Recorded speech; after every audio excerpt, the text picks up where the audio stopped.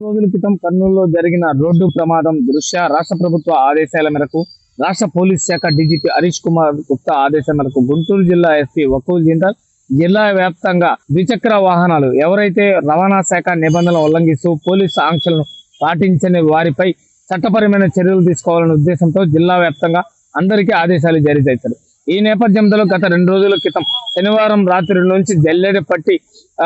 వాహనాలకు హెల్మెట్ ధరించిన వారు, అదేవిధంగా లైసెన్స్ సీబుక్ లేని వారు, ఇన్సూరెన్స్ పొల్యూషన్ లేని వారు, అదేవిధంగా సైలెన్సర్లు పీకి ఇష్టం వచ్చినట్టు మైనర్ డ్రైవింగ్ తదుపరి చట్ట వ్యతిరేక కార్యకలాపాలకు పాల్పడుతున్న వారిని 739 మందిని అదుపులో తీసుకుని వారి వాహనాలను సీజ్ చేసి గుంటూరు జిల్లా పోలీస్ కార్యాలయం